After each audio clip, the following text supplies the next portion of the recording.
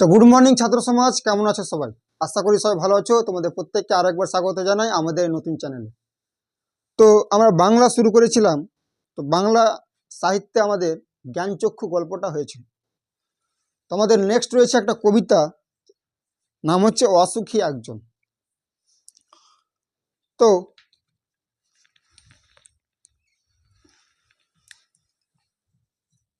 অসুখী একজন,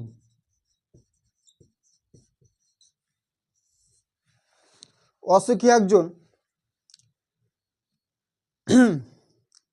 এটাকে ইংরেজিতে বলা হয় দ্য আনহ্যাপি ওয়ান।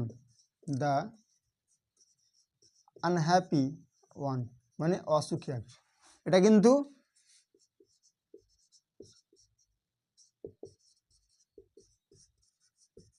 ইংরেজি নাম, এটা কিন্তু বাংলা নাম। তো অসুখী একজনের যে মূল লেখক মানে মূল কবি,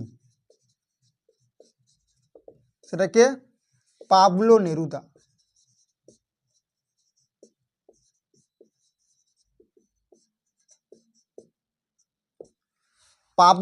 পাবলো নেরুদা যখন কবিতা লেখা শুরু করেন, তার ফ্যামিলি কিন্তু তাকে সাপোর্ট করেনি। তো সে কি করতো, লুকিয়ে লুকিয়ে কবিতা লিখত। তো তাই তার আসল নাম কিন্তু আলাদা, সেটা জানবো। তো সে নিজের নামটাকে পাল্টিয়ে অন্য একটা নাম রেখেছিলেন, সে কবিতা লেখার ক্ষেত্রে ব্যবহার করার জন্য, পাবলো নেরুদা। এই পাবলো নেরুদা দুটা কথা নিয়ে এসছে। কি কি কথা? একটা হচ্ছে ফরাসি কবি পল ভার্লেইন,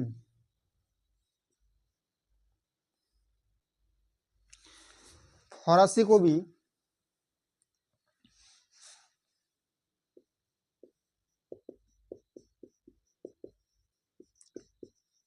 পল ভার্লেইন, আর নেরুদা হচ্ছে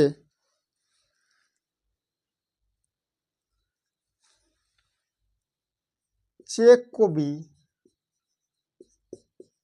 ইয়ান নেরুদা।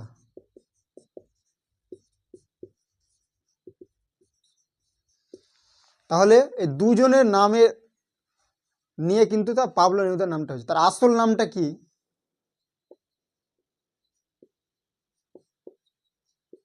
আসল নাম হচ্ছে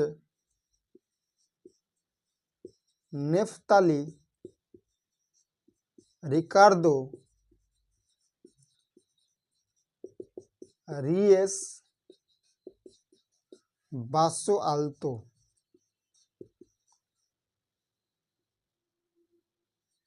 এটা স্প্যানিশ ভাষা।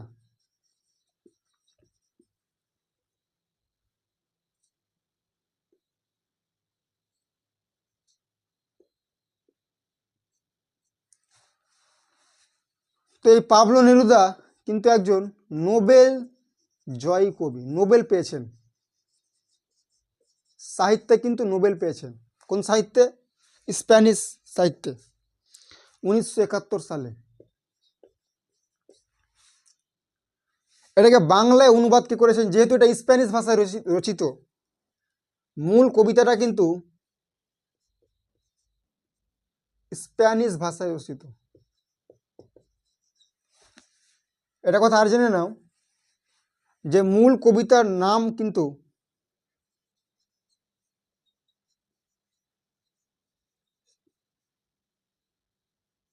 লা ডেস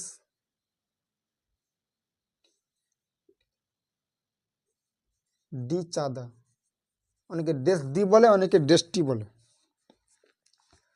এটা হচ্ছে একটা অসুখী একজনের, এটা কিন্তু স্প্যানিশ ভাষা। আর এটা কাব্যগ্রন্থের নাম হচ্ছে এক্সট্রা ভ্যাগারিয়া, এক্সট্রা ভ্যাগারিয়া। এবং এটাকে বাংলায় অনুবাদ করেছে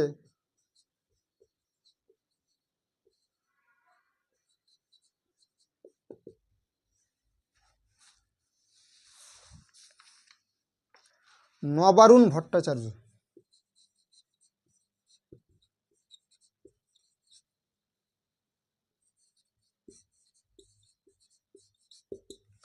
এটা কাব্যগ্রন্থের নাম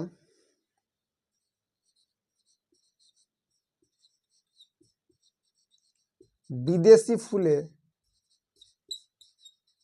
রক্তের ছিটে।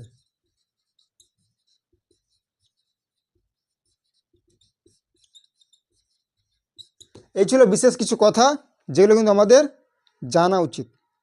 আর তিনি একজন হচ্ছে পাবলো নেরুদা, একজন চিলিয়ান কবি, চিলির কবি।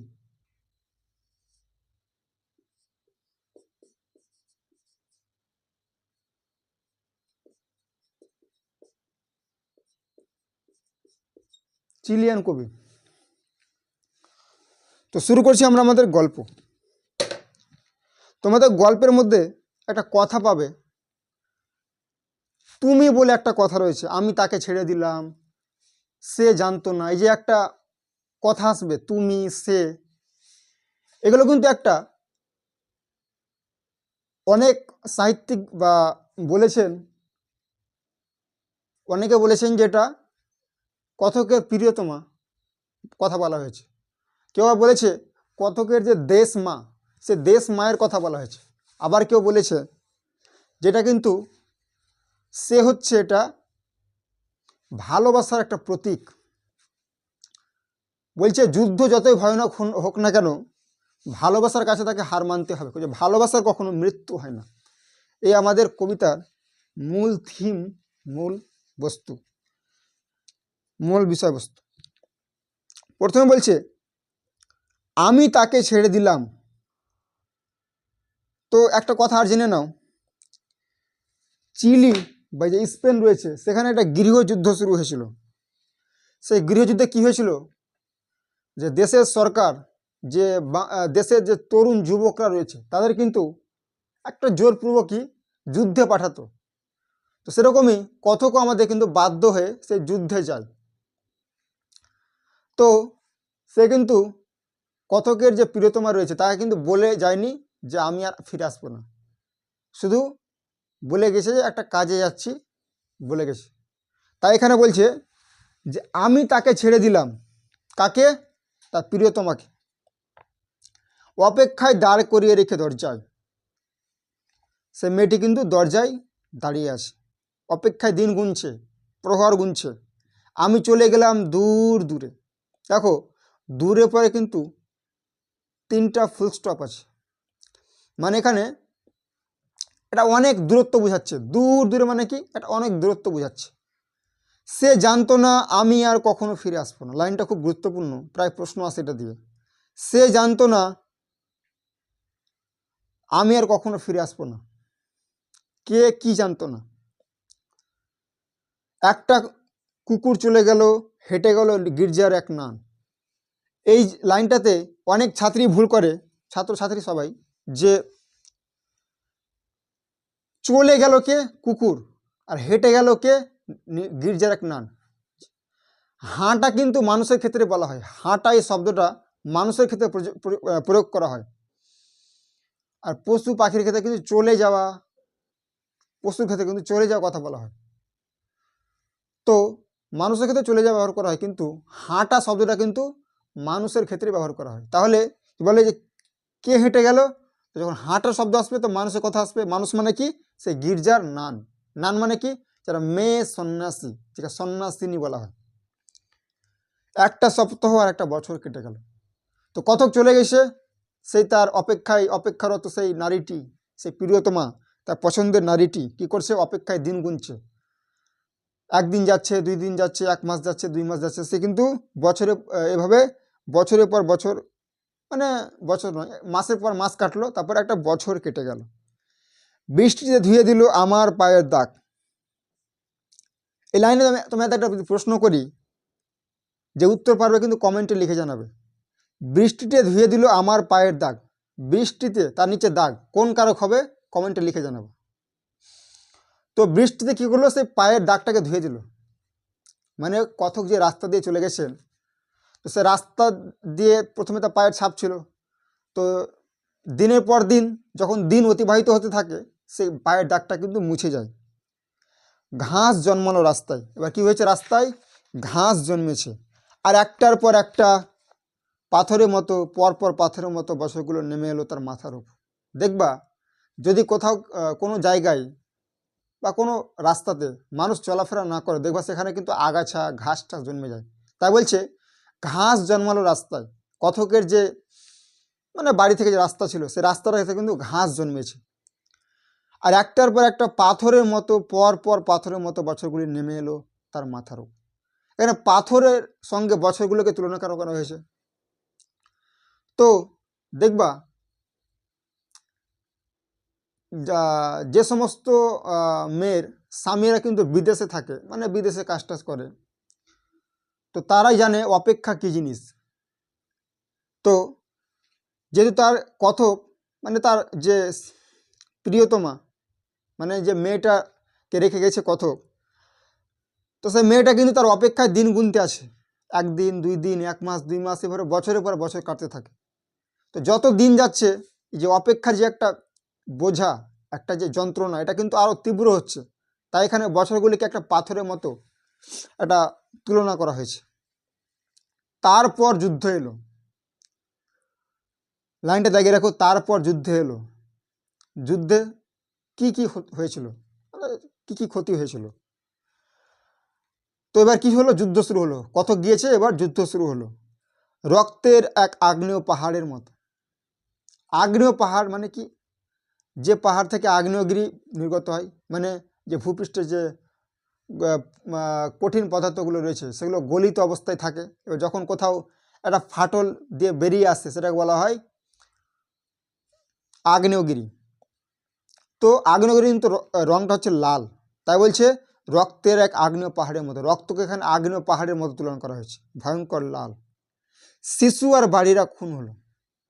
সাধারণত কি হয়, শিশু অনেক যুদ্ধে শিশু আর শিশুরাকে কিন্তু ছাড় দেওয়া হয়, কিন্তু এই যুদ্ধটা এতটাই নৃশংস ছিল, এতটাই ভয়াবহ ছিল, এতটাই মর্মান্তিক ছিল যে শিশুরা আর বাড়িরাকে ছাড় দেওয়া হয়। আসলে শিশু আর বাড়ি বলতে কবি কী বোঝাতে চেয়েছেন, শিশুরা হচ্ছে ভবিষ্যৎ প্রজন্ম আর বাড়িরা কি বর্তমান। তাহলে এখানে ভবিষ্যৎ গেল আর যে বর্তমান, সে বর্তমান, এখানে বর্তমান ভবিষ্যৎ দুটোরই কিন্তু ধ্বংস হলো।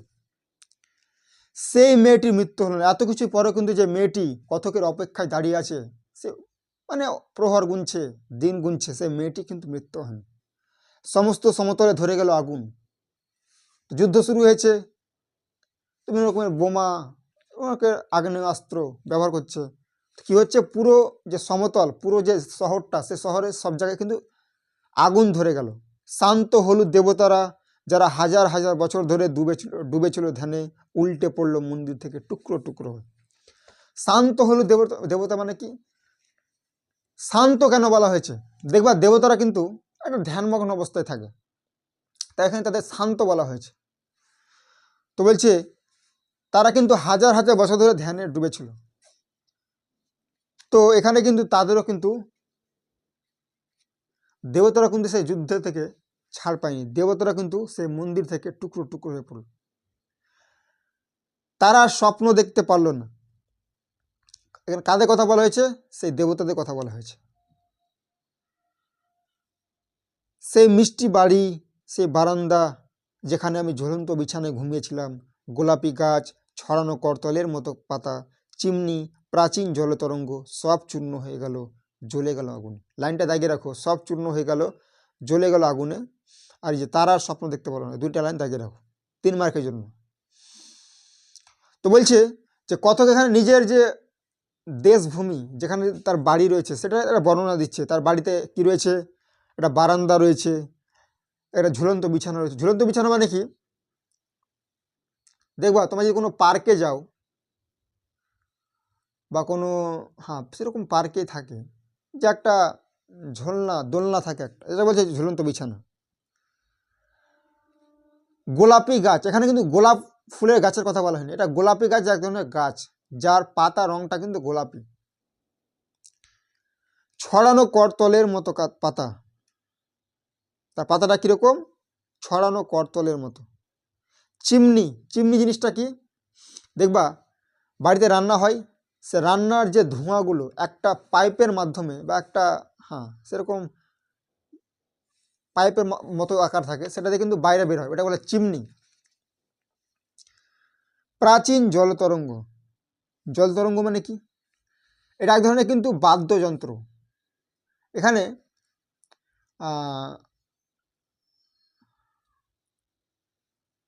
মোটামুটি চীনা মাটির কিছু বাটি থাকে, সে বাটিতে কিন্তু জল ভরা থাকে, ও সেটাকে সেই বাটিগুলোতে কাঠের কিন্তু তৈরি ছোট ছোট লাঠি নিয়ে একটা আঘাত করা হয়, একটা শব্দ তৈরি হয়, একটা তরঙ্গ তৈরি হয়, একটা আওয়াজ তৈরি হয়, এটা বলা হয় জলতরঙ্গ। তো বলছে সব কিছু কিন্তু চূর্ণ হয়ে গেল, যেখানে ছিল শহর সেখানে ছড়িয়ে রইল কাঠ কয়লা। লাইনটা দাগিয়ে রাখো, যেখানে ছিল শহর সেখানে ছড়িয়ে রইল কাঠ কয়লা। শহরে এরকম পরিণতি কারণ কি? 5 মার্কেও আসতে পারে। তো কাঠ কয়লা মানে কি? কাঠ পুরানো পরে এই কাঠ কয়লা তৈরি হয়। তো মানে কি বলছে, সমস্ত কিছু টুকরো টুকরো হয়ে গেল, চূর্ণ বিচূর্ণ হয়ে গেল। সেই যে আনন্দ ভূমি, সেই আনন্দ ভূমিটা কি হয়ে গেল? একটা ধ্বংসস্তূপে পরিণত হয়ে গেল। দোমড়ানো লোহা, মৃত পাথরের মূর্তির বিভৎস মাথা। দোমড়ানো লোহা মানে কি? এখানে বলছে যে যেই মন্দির থেকে দেবতাগুলো টুকরো টুকরো হয়ে পড়েছে তাদের কিন্তু মূর্তিগুলো লোহার ছিল, তাই বলছে দোমড়ানো লোহা, মৃত পাথরের মূর্তির বিভৎস মাথা। এখানে বিভিন্ন রকমের মূর্তির কিন্তু বিভৎস মাথা রয়েছে। রক্তের একটা কালো দাগ, লাইনটা দাগিয়ে রাখো, রক্তের একটা কালো দাগ। রক্তকে কালো কেন বলা হয়েছে? দেখবে রক্ত যখন বেশ কিছুক্ষণ থাকে তো সেটা কিন্তু একটু শুকিয়ে গিয়ে কালো হয়ে যায়, তাই বলছে সে যুদ্ধে এতই রক্তপাত হয়েছে, সে রক্তগুলো জমে গিয়ে কালো আকার ধারণ করেছে, একটা ভয়ঙ্কর আকার ধারণ করেছে।